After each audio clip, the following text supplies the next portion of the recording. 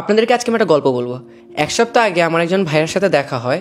তার বয়স 27 থেকে 28 হবে। সে বাংলাদেশের খুব নাম করা একটা প্রাইভেট ইউনিভার্সিটি থেকে গ্র্যাজুয়েটেড, বউ আছে, তার একটা সংসার আছে, তার একটা বাচ্চা হবে। কিন্তু সে আমার কাছে এসে আমার কোম্পানিতে একটা চাকরি খুঁজতেছে। এখন পর্যন্ত সে কোনো জায়গায় চাকরি পাচ্ছে না। সে অনেক ব্যবসা করার চেষ্টা করেছে, কোনো জায়গায় তেমন রেজাল্টস পাচ্ছে না। সে ফ্রিল্যান্সিং করার চেষ্টাও করছে, কিন্তু তেমন রেজাল্টস পাচ্ছে না।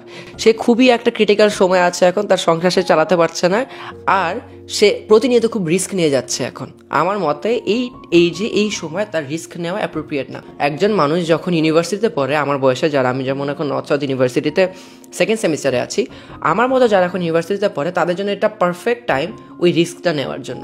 ইউনিভার্সিটি গ্র্যাজুয়েট করার পরে না, এখন ইউনিভার্সিটিতে যখন আপনি পড়বেন, এই সময়টা হচ্ছে কি আপনার লার্নিংয়ের সময়, আর্নিংয়ের সময় না। এই সময় যদি আপনি কোনো ব্যবসার সাথে নিজেকে নিয়োজিত রাখতে পারেন, যদি একটা ধরেন আমার মতো মার্কেটিং এজেন্সি খুলতে পারেন, বা আপনি একটা গেঞ্জির ব্যবসা করতে পারেন, আপনি যে কোনো কিছু করতে পারেন, এই সময়টা আপনার জন্য অ্যাপ্রোপ্রিয়েট নেসেসারি স্কিলসগুলো শেখার জন্য, যেটা হয়তো ইউনিভার্সিটির বই খাতে আপনি শিখতে পারবেন না। ওইগুলো আপনি শেখার পরে ইউনিভার্সিটি লাইফের পরে রিয়েল লাইফে অ্যাপ্লাই করতে পারবেন।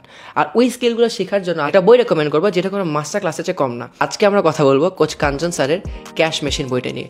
এই যে বইটা, এই বইটায় যে কন্টেন্টগুলো আছে এগুলো খুব 1971 সালের পুরান দিনের ব্যাকডেটেড মার্কেটিং বা ব্যবসা স্ট্র্যাটেজি না, খুবই আপডেটেড স্ট্র্যাটেজি, এমন স্ট্র্যাটেজি যেগুলো আজকের দিনকালে চলে। বাট এই বইটা পড়ে আমার আসলে খুব ভালো লেগেছে। বইয়ের প্রথমেই আপনি দেখবেন কোচ কাঞ্চন স্যার হাইলাইট করে একজন এন্টারপ্রেনারের কোন 5টা জিনিস অ্যাভয়েড করা উচিত, বা কোন 5টা জায়গায় তারা আটকায় যায়। তার মধ্যে প্রথম জিনিসটা হচ্ছে যে যখন কোনো এন্টারপ্রেনার তাদের প্রোডাক্টের উপর বেশি ফোকাস করে, সেটা মানে হচ্ছে গিয়ে ধরেন আপনার একটা এয়ারলাইন্সের ব্যবসা আছে।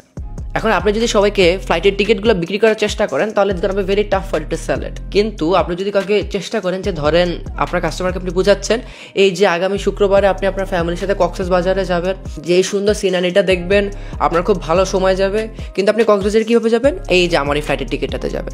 সো আপনি এই প্লেনের জার্নিটা বিক্রি করছেন না, বাট আপনার ফ্লাইটের টিকিট বিক্রি করছেন, আপনি ভ্যাকেশনটা বিক্রি করছেন, কিন্তু আপনার ব্যবসা কিন্তু এই ফ্লাইটের টিকিটই। এইভাবেই সে শিখাচ্ছে কীভাবে আপনার ইমোশন সেল করা উচিত, কীভাবে আপনার কনজিউমারের কোন জিনিসটা দরকার সেটা সেল করা উচিত, জাস্ট প্রোডাক্টের উপর ফোকাস না করে। তাই আপনাদেরকে আমি রেকমেন্ড করবো এই বইটা পড়ার জন্য। এটা ডেফিনেটলি 2024 সালের আমার পড়া মতে one of the best books. Order করতে ভিজিট করুন রকমারি.com।